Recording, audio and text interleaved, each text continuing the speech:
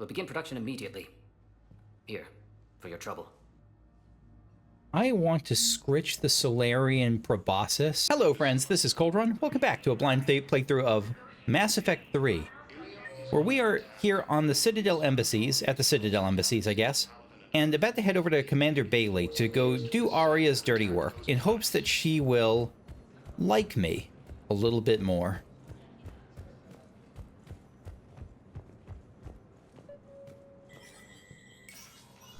Shepard, to what do I owe the pleasure? Here to talk to you about releasing Jona Sederis. Damn, you too?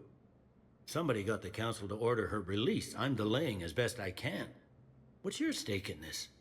It's classified. That's a fancy way of saying mind your own business. It is. Look, there's no way I'm letting that psychopath out. The woman's unstable and a clear public threat. How unstable is she? What makes you think she's crazy? She was a ruthless sadist before she got caught. Her imprisonment has cracked the shell off the nut. Maybe freedom will improve her. She Yeah. rages day and night, Shepard, calling for the deaths of all Eclipse enemies. No, freedom will only give her the chance to kill. Freedom will only give her the chance to kill.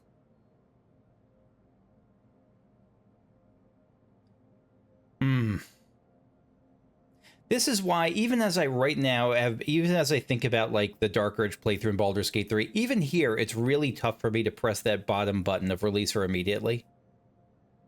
Oh. Let me see her. I can't do it. I'd like I can't do it. access to her to judge for myself. Sure thing. I'm sure you'll agree. Then maybe the council will listen to you and rescind the order. Go to the C-Sec outpost. My assistant will connect to Sederis' cell from there. Then call me back. I want to meet her also. She sounds like a lovely charmer. Where are we going? C-Sec assistant. I've connected with Jona Sederis in her cell, Commander. You can speak with her via that console. Not in person? Thanks. We'll need some privacy. Of course. When you're done, you can also contact Commander Bailey from that terminal.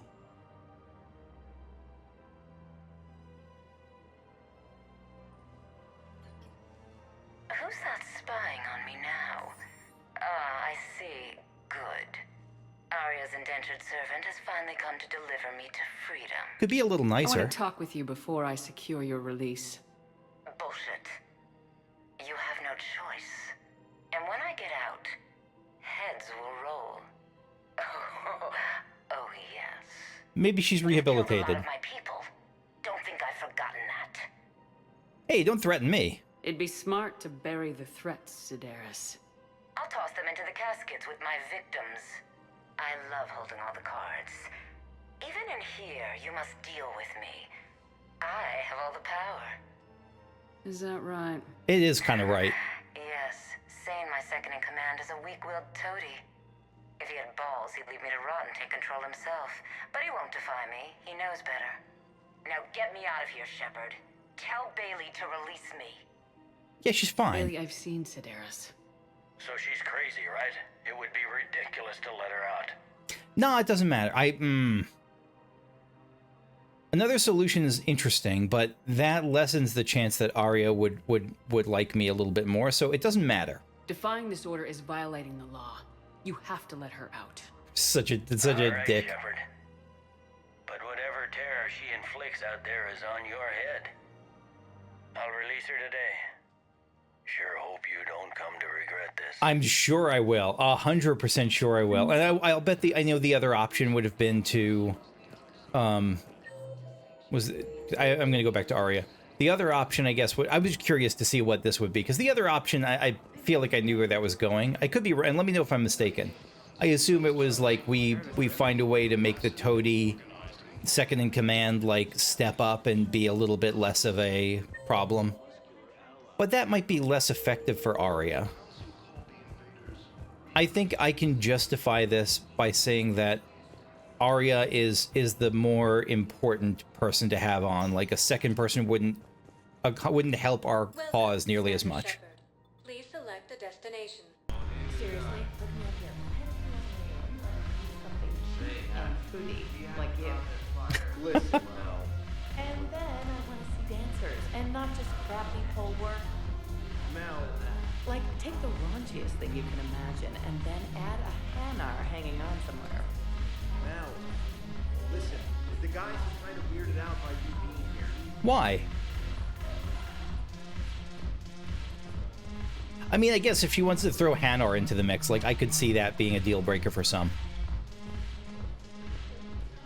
Look who's here. The Blue Suns, Bloodpack, and Eclipse are in my pocket. I'll send them to war when you're ready for them. Awesome. Is there anything on your mind? Yes. My new task force. What exactly have I acquired?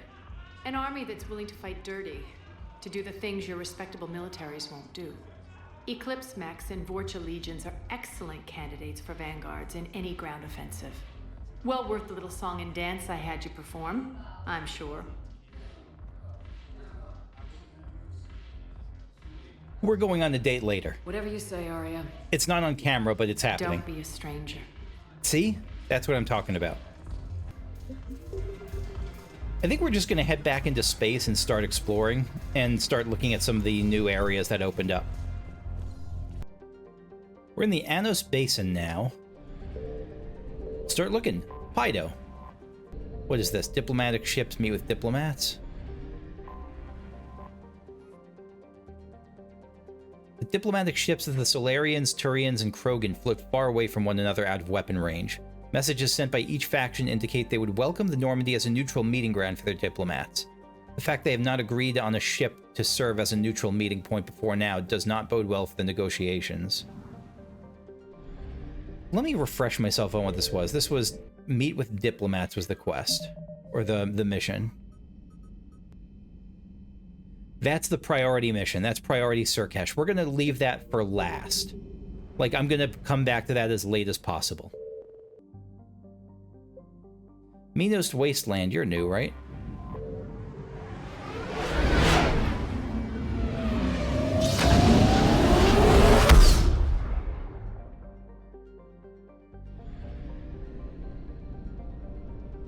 Fortis. Vir, Pietas, Equitas. Why are they named after, like, Roman virtues here?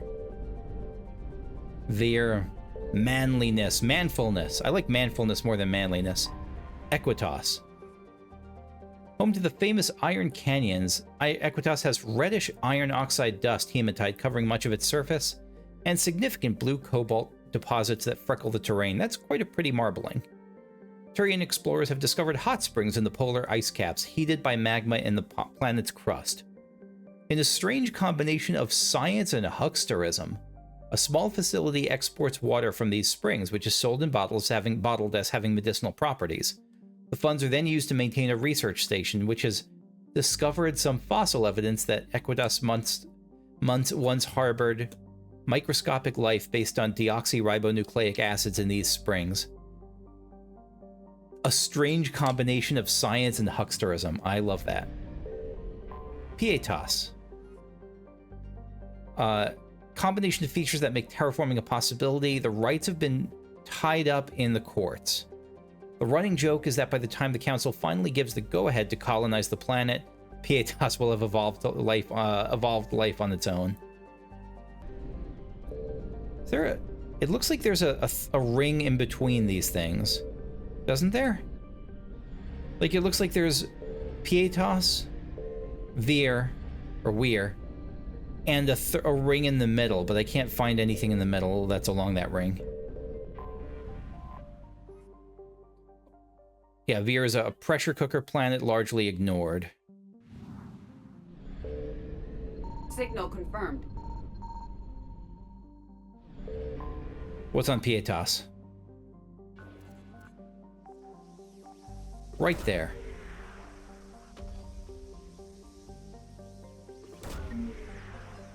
Just some money. Just a little bit of money. 50%. Where else is there?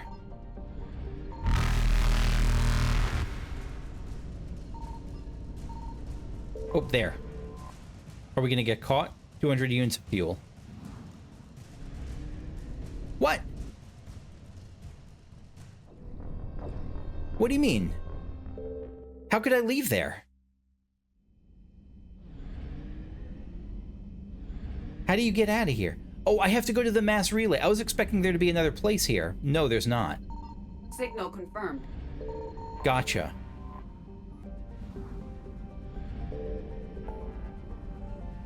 So that's all there is in the Minos Wasteland. Ismar Frontier we'll check out next.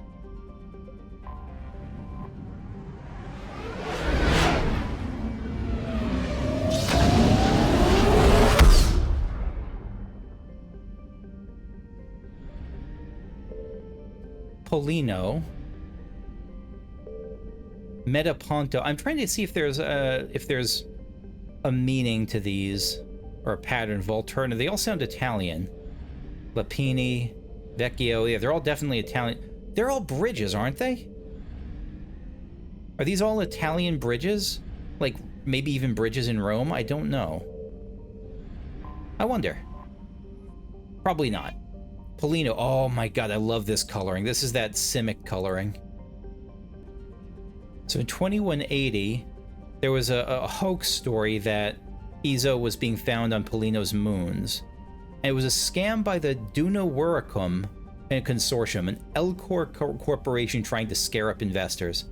After a small fleet of space probes scouted the area, the hype quickly deflated, and the myth only persists now in unwarranted extranet email messages. Oh no, the Nigerian prince scam is like a Polino Izo scam now. Or a Polino Elcor scam, I guess. Metaponto. Hydrogen helium gas giant. Again, Elcor business interests. Who met with little success in attracting interest in terraforming it. Is this like the Elcor homeworld here? It's 2 Elcor mentions. Volturno was a so-called super Earth, home to organic life, but nevertheless uninhabitable for the near future. So it's in an ice age. The Elcor cannot breathe the planet's atmosphere. This is Elcor Galaxy, which, or Elcor system, rather. Elcor can't breathe the planet's atmosphere, which contains lethal amounts of carbon dioxide in addition to its oxygen. Small packs of Vorcha squatters are attempting to take the planet for themselves illegally, but most of them live miserable existence in the planet's crushing gravity, and die from falls and medical complications. Only terraforming on a massive scale would turn Volturno into a habitable world, and the Elcor lack the political capital with the Citadel Council to begin such an effort. Where did I see... I'm thinking of The Expanse, that had like large sections of its plot about people who were like subjected to horrifying like to different like gravitation, like the life and gravity that their bodies weren't adapted to and the horrors therein. God, what a good show that was. Vecchio, moderately sized terrestrial world. Silicate Desert Sands. On a recent tour, the Alliance surveyor ship Coupe discovered a group of partial graves hidden in the equatorial mountain ranges. The ancient skeletons in the burial sites are obviously humanoid, but incomplete and poorly preserved, which has made them difficult to identify. Fragments of primitive ceramic grave goods were also found nearby. This raises further questions about who once traveled to this inhospitable planet, since the closest garden world, Volturno, has no intelligent life. Human universities are planning further archaeological expeditions. These are humanoid? So we don't know if they're human or not, but they're humanoid. And then the closest to the sun is Lapini. Hydrogen methane gas giant. Yeah, no, not enough resources and unremarkable. Much like myself. No one's upset at me scanning this. Something. Oh. Yeah, no one was upset at me scanning that. Wonder why not. Metaponto. I guess not every system is under constant watch. Intel advanced biotic implants. Okay. Not every system is under constant Reaper threat, I guess, or direct Reaper surveillance at least.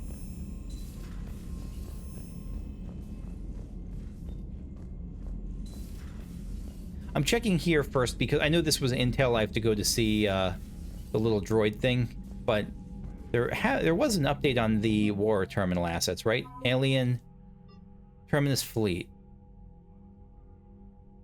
Yeah, this is, look at all that.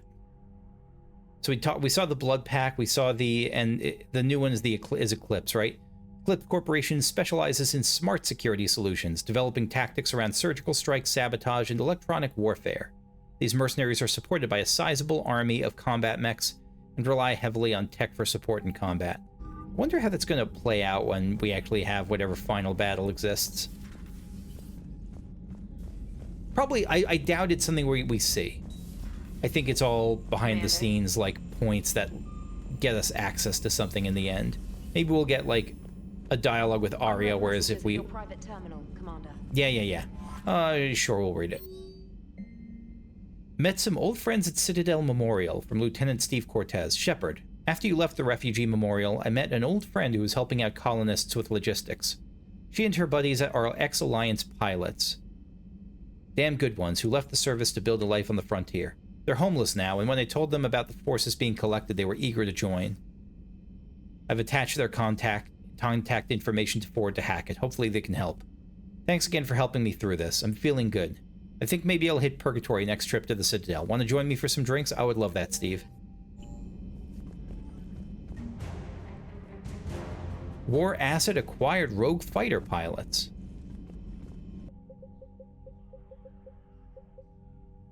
When humanity began to expand its borders, experienced pilots were needed to establish colonies in the uncharted reaches of space. Some Alliance personnel heeded the call, and these luckless men and women have since been driven out of their colonies by the invading Reapers. Yeah, colonization in space sounds like one of the most terrifying, loneliest, deadliest prospects. After speaking with Lieutenant Steve Cortez, a few of these highly skilled fighter pilots agreed to fly against the enemies who destroyed their homes. And I'm even thinking of a world where, like, hostile alien life doesn't exist. Or, like, sentient hostile alien life, I mean. Commander. And it might exist in our world, but, like, even in our universe, but even assuming that you never see it, God, the idea of colonization is just horrifying. Of being a colonist, I should say. Dr. Tassoni found useful information in the data you recovered, Commander. That's why I'm here. Upgraded biotic implants. This advanced amp is a sophisticated biofeedback system that interfaces with a set of Armor's microcomputers. The amp can be set to help streamline the use of biotic skills and combat powers, or increase their damage instead. Damage or cooldown bonus?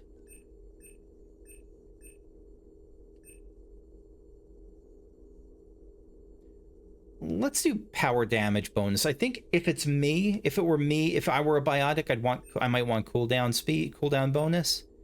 But I'm not, because I'm not monitoring them regularly enough to benefit compared to the benefit I get by a damage bonus. That's my reasoning on this.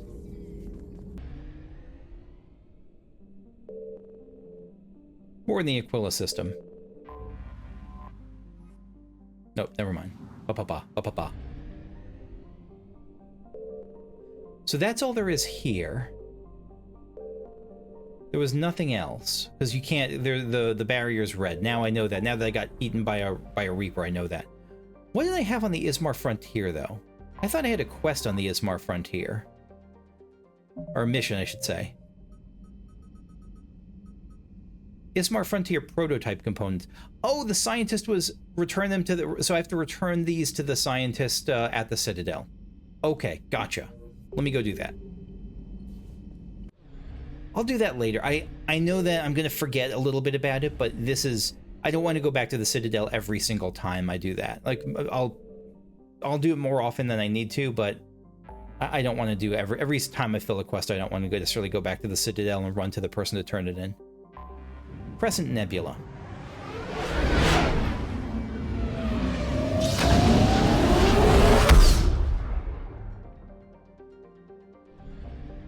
So there are multiple systems within this nebula. A giant ring planet. and a bunch of less interesting ones, because rings are the best. Naxal. An ammonia methane ice giant. Several smaller energy corporations shut out of the big market in the Faya gateway system were attempting to develop a local helium-3 fuel mining infrastructure to service Ilium. Leading investor was the human corporation Eldfell Ashland Energy. Their efforts were hampered by the extra legal pressure the H3 cartels in the Faya system brought to bear, from simple price undercuts to bureaucratic obstructions, denied permits, and constant health and safety inspections. The EAE abandoned the facilities before the Reaper invasion and collected no insurance settlement, since the Reaper attack fell under wars and acts of God, of course. However, skillful legal wrangling, and this is post-apocalyptic, by the way, skillful post-apocalyptic legal wrangling let their losses here leverage their rights to acquire any destroyed Reapers near their facilities, which may turn out to be highly profitable once the proverbial smoke clears. Even now, shit like this is going on. Even now.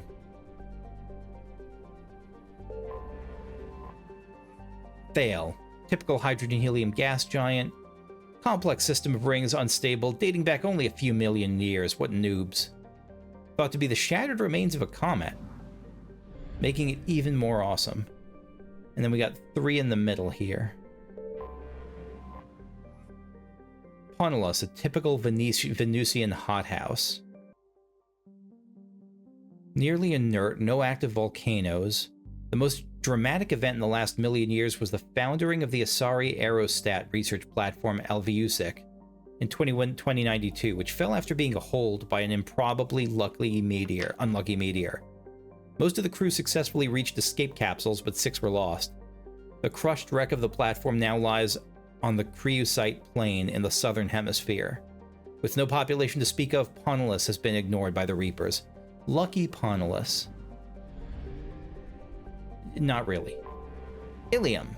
This is the big one. Classical garden world. An entrepot? I'm guessing it's entrepot. I hadn't heard that word before.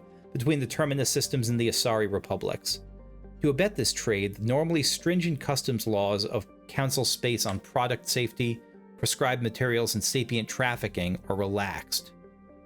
Sapient trafficking, is that slavery? The world is hot and massive. Ground settlement is only possible at the higher polar latitudes. In more equatorial locations, the population is housed in arcology skyscrapers to escape the heat of the surface. Reaper forces met a surprising amount of resistance at Ilium.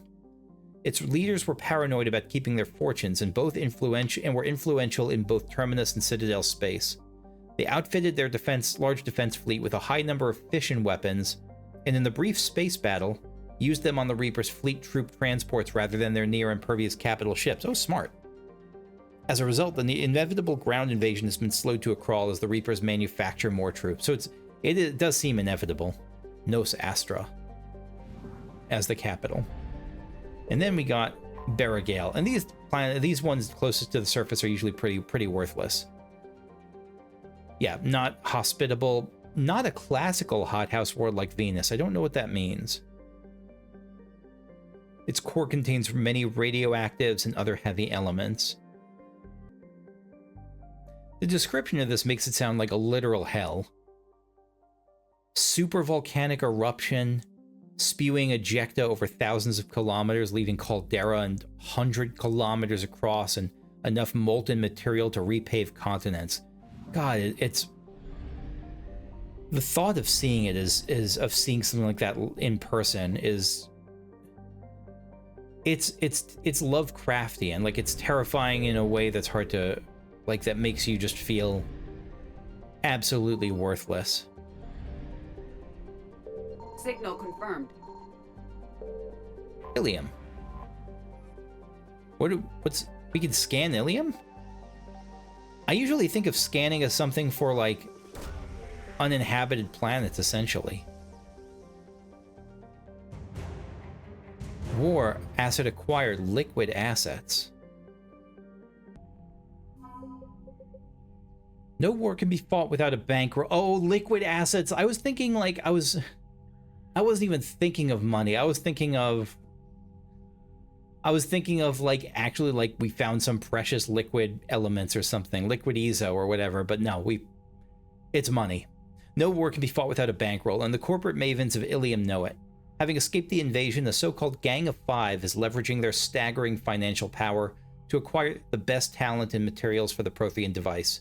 They're doing so in necessary ignorance, believing they are hiring and acquiring parts for a new kind of fusion plant, as the device's existence is a tightly guarded secret. That sort of covert need for secrecy makes absolute sense in this context. Oh, what's this? Tukria. I missed this.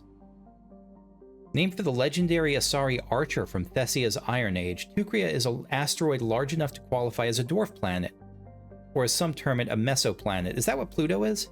Its gravity is sufficient to give it a spherical shape. Developed for nickel and iron mining, Tukria was abandoned before the Reapers reached the system. Its facilities are now dark and cold.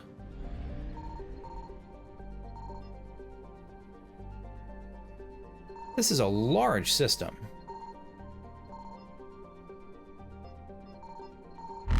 There. Oh, just wreckage.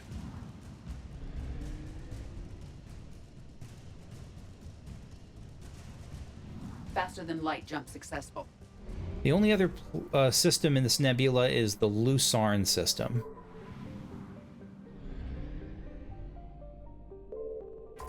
We'll start with the outermost planet, Zedek. A methane ammonia gas giant best known for the infamous Calthor camp. Doesn't sound good. Like, camps outside of summer camps are often, they feel like bad things. No, they're training camps. I take that back. Established on the ice moon of Gessus, Calthor was a Blue Sun's hostile environment training facility run by a cadre of former Batarian Special Intervention Unit operators. In 2168, a cluster-wide scandal broke out when it was revealed that the mortality rate of recruits sent to the camp might be as high as 18%. That of a mortality rate, not a dropout rate, not a failure rate, a mortality rate. Investigation by Asari authorities based on Ilium uncovered graves around the facility containing the remains of several hundred recruits dating back 2 decades.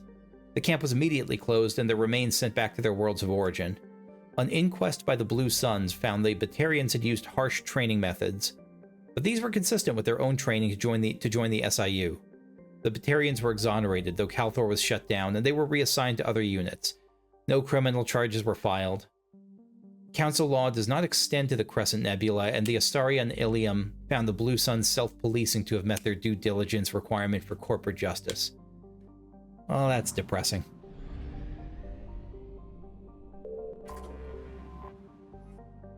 Tareth, broadly Earth-like with a fatal flaw, it has a relatively high amount of chlorine in this atmosphere. That's the color of the planet, right? That's like, chlorine gas is like green, right? The reason for the greenish, well, how about you read another, like, 2 words? The reason for the greenish haze that becomes apparent when looking at the horizon. It's become a vital component in Tareth's plant life. As a defense mechanism against native herbivores, many species evolve the ability to release toxic clouds of toxic chlorine when disturbed. Wait, what does that say? As a defense mechanism against against herbivores. I guess the herbivores are not used to it. I'm surprised. I would have thought they would be immune to it or whatnot. The gas is heavier than the atmospheric oxygen and tends to settle in low places. While avoidable, this has placed Tareth near the bottom of lists for colonization. Reapers have paid little attention.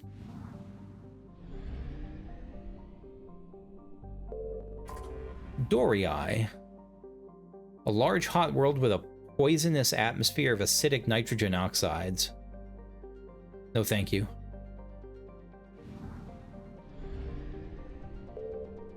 Yuntanta. Remarkably close to Earth. Its orbital distance is similar, and while slightly larger, its reduced density yields similar mass, atmospheric pressure, and gravity. Is it? Yeah, atmospheric pressure. There's almost 1 Earth atmosphere. That's awesome. I mean, I know it's fictional, but that's cool that, like, if I'm getting into it, like, that's a cool place to discover. I don't know, are there planets we know of that like have close to one Earth atmosphere, or his atmosphere is very similar. I'm sure they're uninhabitable for other reasons, but there the similarities end, for Lucerne is a hot class F star, emitting over 8 times the energy of Sol. Yep, never mind. It's a parched wasteland, its water long since boiled away into its nitrogen carbon dioxide atmosphere. So some mining is out here, but not much going on. Population of 230. Jaunton, that's a large planet to be so... That's almost as big as the star itself. A fairly standard close-orbiting Pegasus gas giant. Okay, so close-orbiting gas giants are just a thing. Orbiting the star at high velocity, right, because it's zoop, zoop, zoop. Heated to temperatures of over 1,000 degrees. Oh, Bayalt. We found credits here. Lucerne's heat pummels the Nirvana belt, a ring of protoplanetary material relatively close to the star. However, this heat is not enough to instigate true melting, as occurs in a planet's formation, so carbonaceous asteroids, such as Bayalt, retain a primitive makeup. Bayalt has yet to be exploited, so the Reapers appear to have ignored it. High in chondrites and troilite.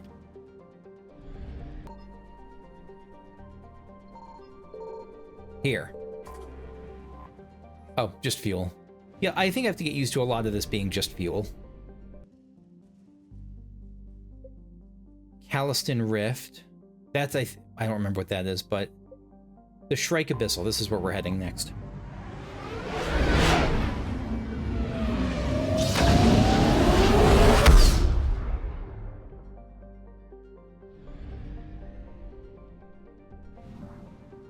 So there's, oh my god, there's four systems in the Shrike Abyssal. We'll start here in Zecha.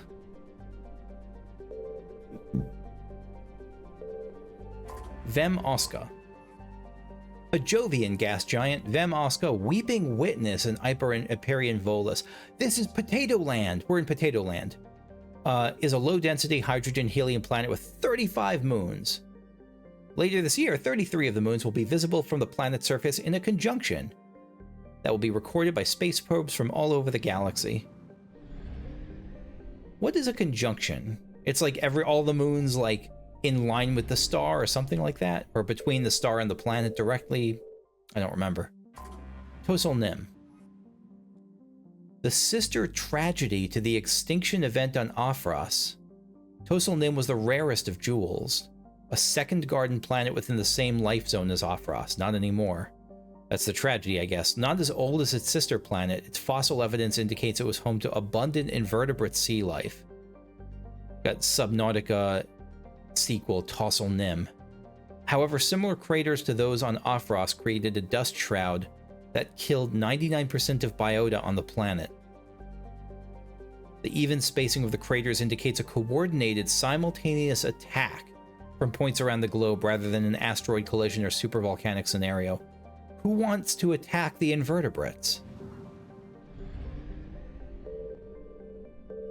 Aphros, this is the other one. Yeah, Heavenly Twin, planet, yeah, we've seen that. Well, let me just say this again. The planet in the star system that has not one but 2 worlds of sufficient mass to retain a nitrogen, there should be no end there. A nitrogen-oxygen atmosphere within the habitable life zone of its parent star. Fossil evidence shows abundant vertebrates and evidence of a sapient terrestrial avian species in its Bronze Age. A terrestrial avian species like wings and bird people? However, the only trace of contemporary life on the planet is that of single-celled organisms in its seas. All else has suffered from an extinction event, a series of massive impacts that vaporized vast quantities of water and lofted dust into its atmosphere. Early theories that this event was a collision with a fragmenting asteroid have now been discounted. The impact craters were aimed directly at habitation centers. So someone destroyed, because it wasn't like, it wasn't these 2 planets going to war against each other, because neither of them was advanced enough for space travel. So someone came here and destroyed both of them intentionally. Zadaban. A large, dense planet named for a Volus god of punishment. Its crust is... That makes sense for a planet that's so close to the star. Its crust is rich with uranium, eroded by winds to create large radioactive dust storms across its surface. How long does it take to die there? Like seconds, probably. The Volus of Talos Fia have explored the planet thoroughly with space probes and telepresent robo-mining machines and discovered they are not the first to exploit the planet. Plastics from a mining station approximately 50,000 years old can be found near the planet's equator. Curiously, the mines nearby were not tapped of uranium. They were instead abandoned at the height of their operation. So again, like something really had it in for the Zaychas system. Signal confirmed.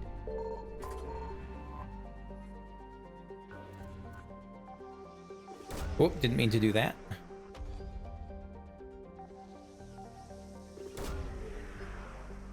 What do you got? Money. And there's one more scan of note here. Here it is.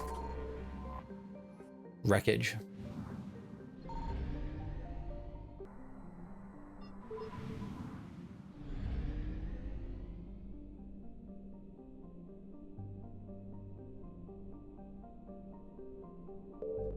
Got 2 asteroid belts. I think that's what these are. Zerseo. Hydrogen-helium gas giant. Zerseo's many moons were developed along with the colonization of Alta Kuril. It's believed that the majority of them were military in nature, a common theme among Turian colonies. Specifics are few. Alta Kuril's government kept its records classified, and the Reapers have systematically destroyed the installations here. So now we're in Turian territory, or Turian colony territory at least. What was that? I found something. That's what that sound means. Just wreckage. Alta Kuril, a garden world on the outer edge of its star's habitable zone. Largely frozen. Species evolved to withstand periodic freezing and compensate for the cold with spectacular population explosions during the long, mild summers. What a cool idea. Hardy, independent-minded Turians colonized the planet. The Quarians, again, I want to see the Quarians so badly. I love the Quarians. Briefly considered contesting them, but were daunted by the virulence of the planet's infectious life during the growing season. Yeah, that's a problem for them. Not to mention the colonists who had ties to warlords elsewhere in the Shrike Abyssal. Alta Kuril's citizens were wiped out by Reaper's bombardment. I think they meant to say Reaper bombardment, or the Reaper's bombardment. And the apostrophe, I think they just meant Reaper bombardment. Despite the planet having a reasonably high population, which would usually make it a candidate for harvesting. Allied intelligence suggests that the colonists kept anti-space defense weaponry in population centers, so the Reapers limited their risk by destroying the threat and moving on. That's almost a compliment. Capital of Estivus, Iraq, but yeah, it's basically nobody left. Oh, that's just seeing all this is like reading tour guides right after an apocalypse. Like the beautiful the bustling centers of Brooklyn and Queens and the art districts here and here. I mean, they're all gone because the Reapers destroyed them all, but boy, they were cool when they weren't destroyed. Sarayat. Sarayat? Large terrestrial, methane-rich atmosphere, mistaken for a hothouse planet, but it's targeted for terraforming. Star Charts catalogs several scientific stations studying Sarayat, but all appear to have been destroyed by the Reapers. Yeah, not much left here. And Garin, the innermost planet, close to its K-class parent star. So it's a tidally locked planet. Yeah, a tidally locked planet this close to the star is pretty rough. It's not even right, it's just somewhere no one would ever go. Remains largely unexploited by commercial interests as the heat of the star tends to ward off all but well-funded collection ships that like the so-called Inferno class that mine Ezo near energetic stars, but it doesn't have any Ezo. Oh, what are you? Tyrix. War Acid acquired Vorcha Labor Team, one of the largest objects in Thal's asteroid belt. A metallic asteroid with an iron-nickel core under a rocky olivine mantle. What is olivine? Is that a color? No, it can't be. It's got to be an element. It's not an element. I don't know what it is. It's possibly a remnant protoplanet prevented from forming into anything bigger by gravitational disturbances from Xerxio. And what do we get for this? A Vorcha Labor Team. Look at that face! I love the Vorcha. I love them so much. And what cool glasses. These socialized Vorcha were a maintenance and calibration crew on a small scientific outpost orbiting Tyrix. Such skilled labor is rare among Vorcha, but not unheard of, since Vorcha trained by other species for precision tasks develop finely tuned nerves and senses. Additionally, this crew can heal cellular damage caused by radiation exposure, which is useful since the Crucible is being built where no planet's magnetosphere protects it and extravehicular activity on its hull is often acquired. Being able to heal cellular damage caused by radiation exposure has got to make you marketable as hell for the least pleasant work possible. And like, they heal from it. There's nothing to, it doesn't, it's possible they don't even feel it, but it's possible it takes a toll and they just can bounce back. All right, we'll take a look, keep going clockwise, down to 7 o'clock, to the Kaisel system. Boop. We'll start here. Rustica. Methane ammonia gas giant swept past during the Reaper invasion. Collection equipment was destroyed. Vorcha ships that had survived the attack on Heshtok and Lirot can be found discharging their drive course before making spy sorties or retreating further into space. Again, I love that Simic coloring on planets like that. Lirot. Site of a brief and decisive battle between Vorcha and Reaper forces. It was impolitically? I didn't know that was a word. I believe it. I just hadn't heard that word before. Impolitically characterized as on the news vids as millennia-old death machines versus a gang of teenagers, a reference to the Vorcha's brief lifespans and inexperience. In reality, many of the ships were commanded by other species to avoid this shortcoming, but the insult still sticks. That's rough. And the fact that they have short lifespans makes me think that they don't, like, that they really do have high rates of death because of the work they're in, as opposed to like that they just live forever, constantly healing stuff. The defenders outnumbered the Reapers, but their force was comprised of light ships suitable to a militia, since never before had it been in anyone's best interest to allow Vorcha to build a dreadnought. Superior Reaper firepower soon wiped out the Vorcha fleet, and the fuel infrastructure around Lirot was pulverized. Rumors abound that the Reapers did not lose a single ship. Yeah, it was nuclear weapons against bows and arrows, it sounds like. Parask. A lifeless desert, Parask was colonized soon after the first contact with the Vorcha. Several Asari mining corporations working with Siari-based charity called Mind and Hand. Siari-based? Did that mean, does they mean to say Asari there? No, it's got to be Siari. What? What's a Siari-based charity?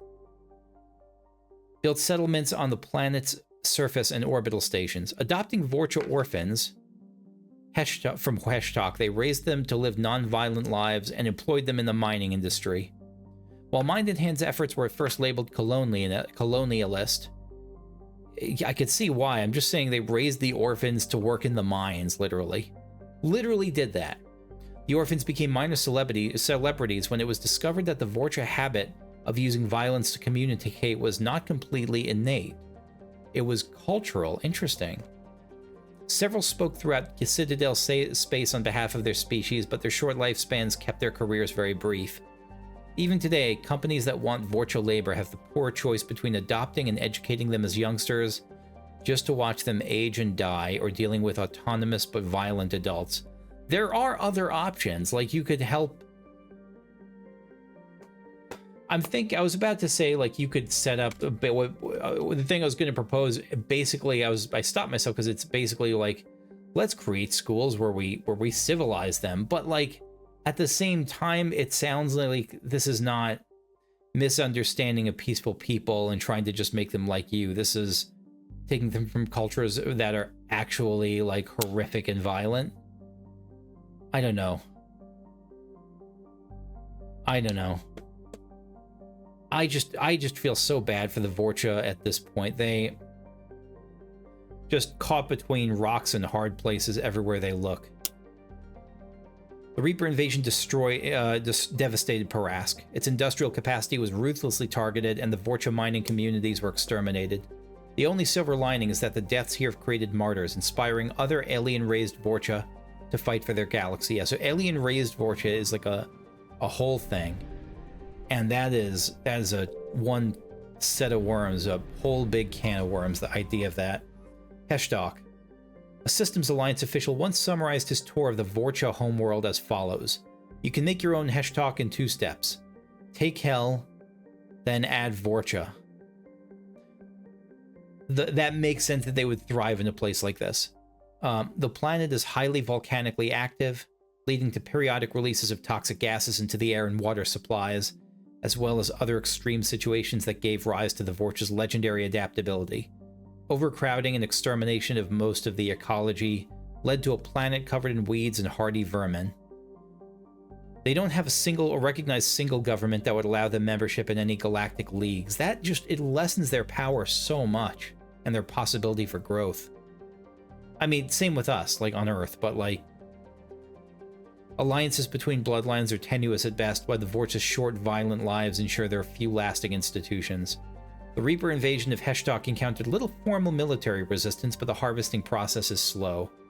Destroying neighboring cities fails to intimidate Vorcha, who become submissive only if physically dominated in person. That's gotta be pretty frustrating for the Reapers. Not like I feel bad for them. Cutting off their water supply simply makes them adapt their bodies to get moisture from food. Like a cat. While Allied intelligence hypothesizes that Reaper forces are not harvesting yet, instead seeking to immobilize Heshtok's population and prevent them from joining the fight for the galaxy at large.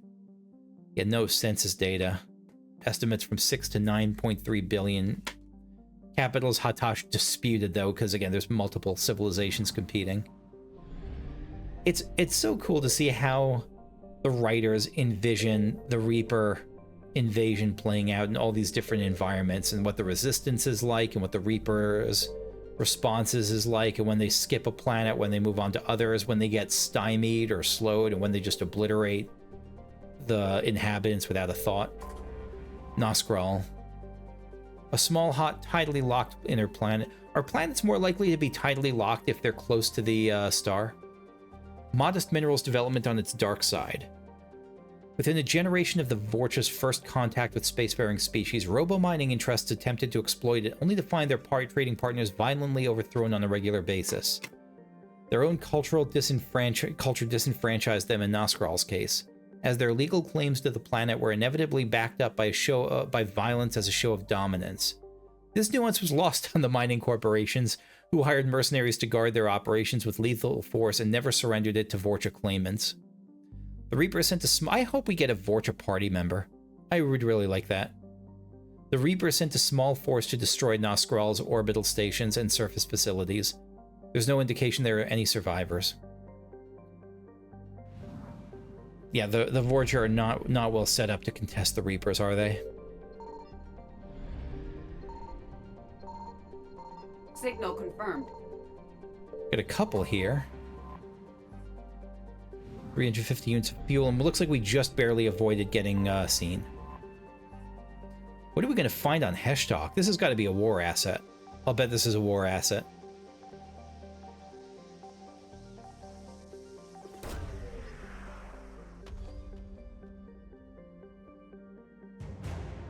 The Void Devil's fighter wing.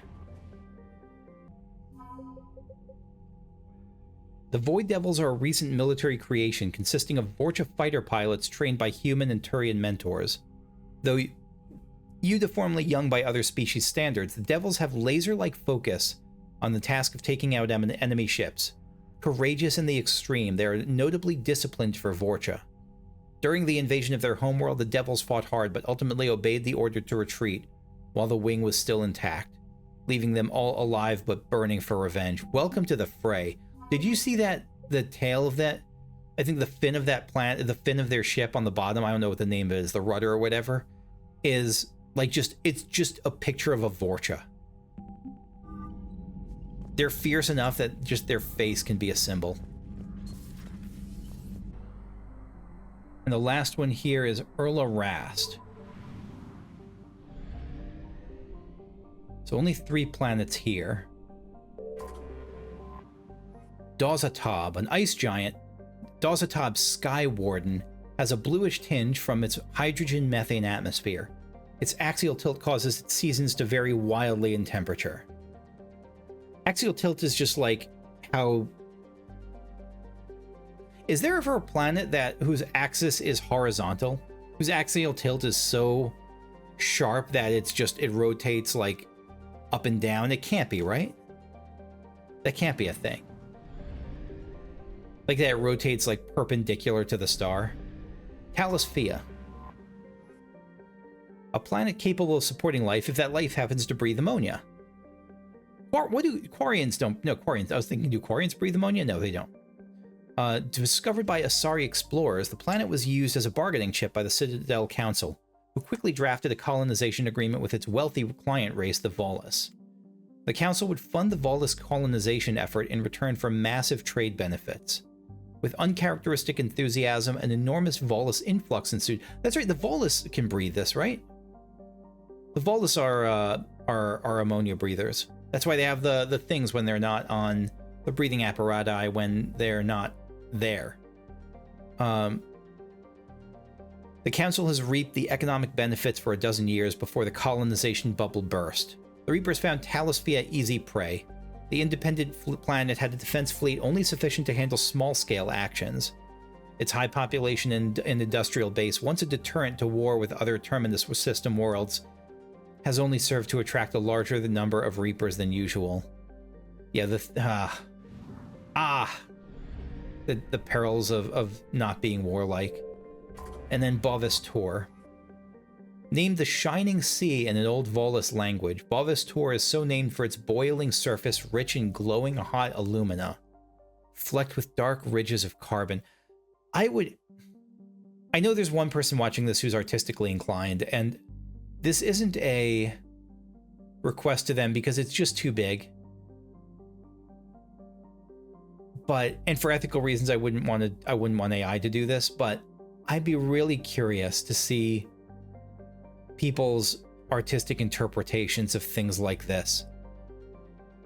Of the boiling surface of Bovis Tor, rich in glowing hot alumina, flecked with dark ridges of carbon, and what that looks like amidst its thick atmosphere of nitrogen and oxygen. Temperatures were simply too high. Scanneroni pizza. I found something. I think we're caught, but we might have time here.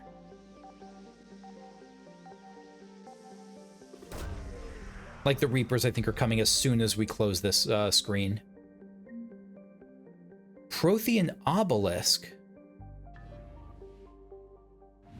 That was for a quest, right? Oh, nope. Thought there was nothing there. I was dead wrong. Eluded. There was 50% here. Aw, dang. I'm not going to make it, am I? I am. Faster than light jump successful.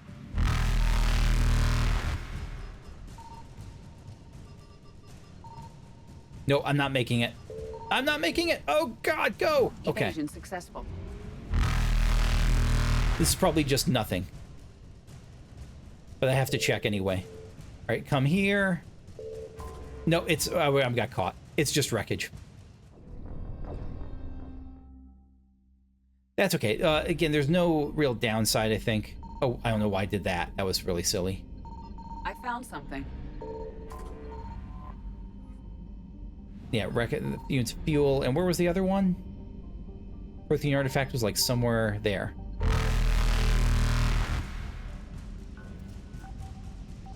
I appreciate that there's no real downside. Unless there's a hidden downside. Is it like taking like 20,000 credits or something every time I get caught? I assume no. I assume it's just you restart and that's it. Reapers eluded.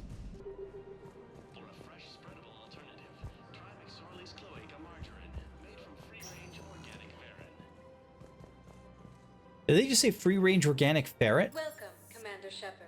And the Nimbus cluster. But what I need is... Ilium is under attack. The assaulting colonies across the galaxy. I Volus think I recovered diplomat. the obelisk you mentioned from the Shrike Abyssal. It's waiting in Bay D-24. Really? Thank you, Earth Clan. Were your people involved in a secret construction project of some sort? I am certain this obelisk would help. You know quite a lot for a potato. Thank you. Thank you again, Earth Clan. Our military strength is minimal, but we are proud to help as we can. You are a high-carb food source, my friend.